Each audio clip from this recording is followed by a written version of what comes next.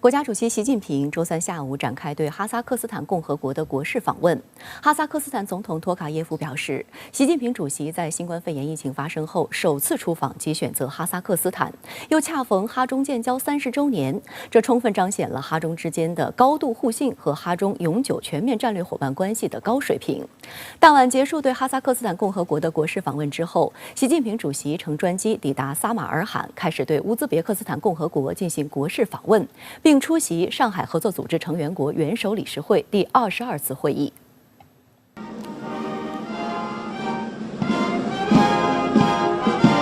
哈萨克斯坦总统托卡耶夫率政府高官在机场热情迎接习近平，其后在总统府为习近平举行隆重的欢迎仪式，两国元首共同登上检阅台，军乐团奏中哈两国国歌。习近平在托卡耶夫陪同下检阅仪仗队，并共同参观哈萨克斯坦中国千年对话艺术展。两国元首举行正式会谈。习近平指出，中哈建交30年来，两国关系经受住了国际风云变幻考验，内涵不断丰富，水平持续提升，成果更加丰硕。两国率先解决边界问题，率先铺设跨境油气管道，率先开展国际产能合作，率先建立永久全面战略伙伴关系，创造了多项第一。中方高度重视对哈关系，坚定支持哈方维护国家独立、主权、领土完整，坚定支持哈方为维护国家稳定和发展采取的改革举措。习近平强调，中哈合作基础扎实，潜力巨大，前景广阔。双方要高质量贡献“一带一路”，要增进民心相通，促进两国人民友好往来和相互理解。习近平强调，中方支持中亚国家维护政治安全和社会稳定，支持中亚国家加强一体化合作，愿同哈方保持密切沟通，妥善应对各类新问题、新挑战，反对外部势力干涉中亚国家事务，共同维护本地区长治久安。托卡耶夫热烈祝贺中国在习近平主席领导下取得伟大发展成就，预祝中国共产党第20次全国代表大会圆满成功。托卡耶夫表示，习近平主席在新冠肺炎疫情发生后首次出访及选择哈萨克斯坦，又恰逢哈中建交30周年，这充分彰显了两国间的高度互信和哈中永久全面战略伙伴关系的高水平。我们将共同签署联合声明，表明双方坚定致力于开辟哈中关系新的黄金30年。明年是习近平主席提出“一带一路”倡议10周年，贡献“一带一路”已经成为推动构建人类命运共同体的重要引擎，哈方将继续积极支持和参与。两国元首签署并发表中华人民共和国和哈萨克斯坦共和国建交30周年联合声明，双方决定将在西安阿克托别互设总领事馆。会谈后，习近平出席托卡耶夫举行的欢迎宴会，就共同关心的问题深入交换意见。宴会结束后，习近平结束对哈萨克斯坦共和国的国事访问，乘专机离开努尔苏丹赴萨尔马罕。托卡耶夫率政府高级官员到机场送行。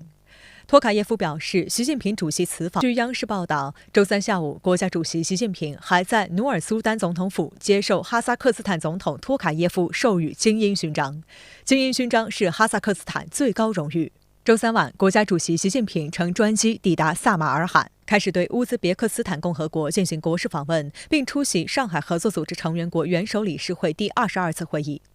乌兹别克斯坦总统米尔济约耶夫率政府高官在机场热情迎接。米尔济约耶夫在机场为习近平主席举行盛大欢迎仪式。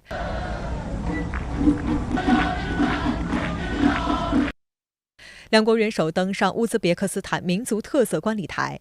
乌兹别克斯坦传统长喇叭乐器奏响迎宾号，当地青年身着民族服装，载歌载舞，用最欢快的节奏迎接最尊贵的客人。习近平发表书面讲话。他指出，中乌两国和两国人民的友谊跨越1000年历史长河，不断焕发出勃勃生机和活力。我期待着出席上海合作组织萨尔马罕峰会，同各方一道弘扬上海精神，深化互利合作，促进本组织健康稳定发展。机场贵宾楼的电子屏幕上呈现习近平主席巨幅照片，同时用中乌2种语言显示热烈欢迎中华人民共和国主席习近平阁下对乌兹别克斯坦共和国进行国事访问。周四上午，米尔济约耶夫为习近平举行隆重欢迎仪式，两国元首共同登上检阅台，军乐团奏中乌两国国歌。Xi Jinping, Fahri Qorovul, sizni 习近平在米尔济约耶夫陪同下检阅仪仗队。欢迎仪式后，两国元首举行正式会谈。习近平指出，中乌建交30年来，两国持续深化战略互信，将中乌关系提升到了全面战略伙伴关系的新高度，为两国共同发展繁荣提供了强大动力。中乌双方要在涉及彼此国家主权、独立、领土完整等核心利益问题上相互坚定支持。双方要让两国合作跑出加速度，结出更多果实。中方愿同乌方一道完善欧亚大陆运输大通道建设，推动中吉乌铁路早日启动建设。要扩大能源合作，共同做好中国中亚天然气管道安全运营工作。中方愿继续同乌方开展医疗、疫苗、制药等领域合作，支持在乌兹别克斯坦建立疫苗生产中心。米尔济约耶夫表示，在习近平主席英明领导下，中国取得举世瞩目的伟大发展成就，友好的中国人民正在实现中国梦的道路上坚定前行。预祝中共20大取得圆满成功。习近平主席对乌兹别克斯坦的历史性国事访问，恰逢乌中建交30周年和乌中建立战略伙伴关系10周年，将乌中全面战略伙伴关系提升至新高度，注入新活力，开辟新篇章。乌方坚定不移、十分明确坚持一个中国原则，坚定不移支持中方在涉台、涉疆等核心利益问题上的立场。乌兹别克斯坦将永远是值得中国信任的好邻居、好朋友、好伙伴。会谈后，两国元首签署并发表中华人民共和国和乌兹别克斯坦共和国联合声明。访问期间，中国、吉尔吉斯斯坦、乌兹别克斯坦有关部门签署关于中吉乌铁路建设项目及境内段合作的谅解备忘录。会谈后，习近平出席米尔济约耶夫举行的宴会，就共同关心的问题深入交换意见。宴会结束后，米尔济约耶夫邀请习近平在萨马尔罕国际会议中心北门外广场共同种下一棵橡树。习近平指出，我此次访问虽然时间短暂，但同米尔济约耶夫总统进行了卓有成效的沟通，访问取得丰硕成果。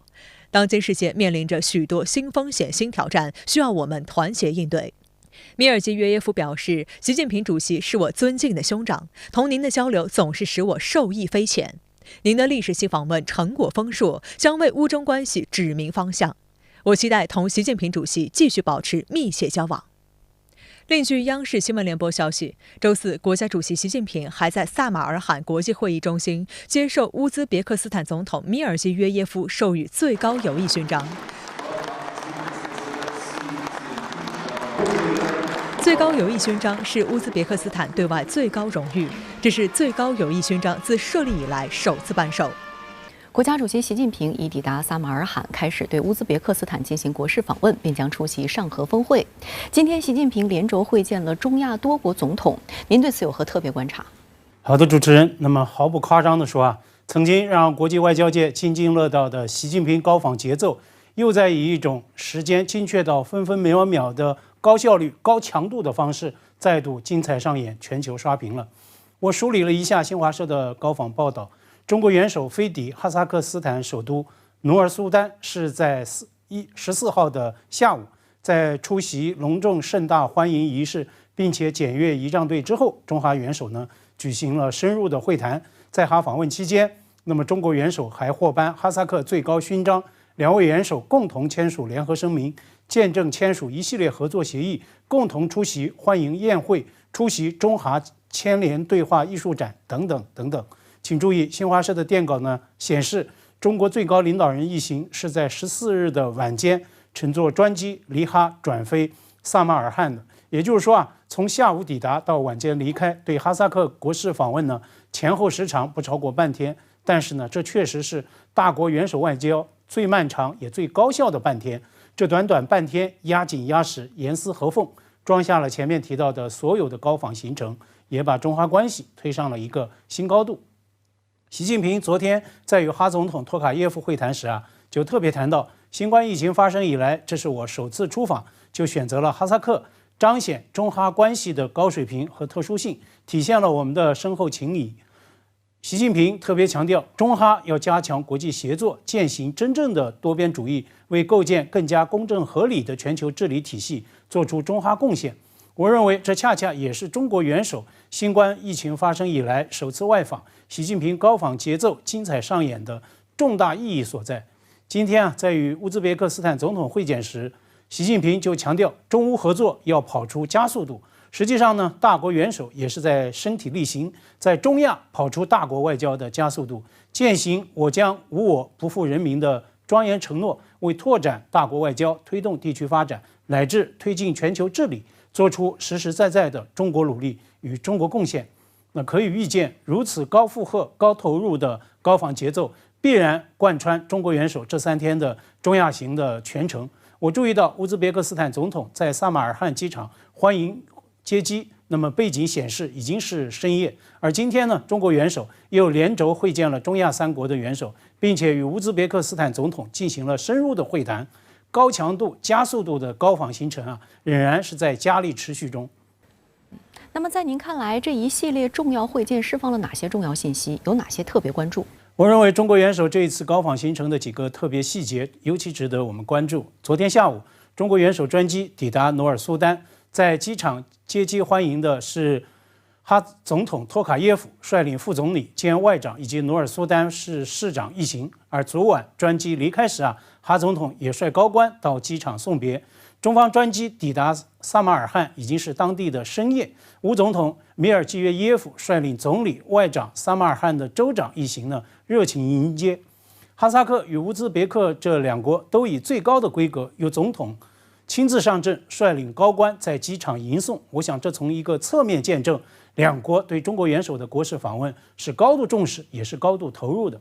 见证这种外交礼遇的另一个细节就是，哈萨克斯坦将国家最高荣誉金鹰勋章颁予中国元首，而代表乌兹别克斯坦国家最高荣誉的最高友谊勋章第一次对外颁出，就颁给了来访的中国元首。今天上午，萨马尔罕国宾馆格外热闹，中国元首在此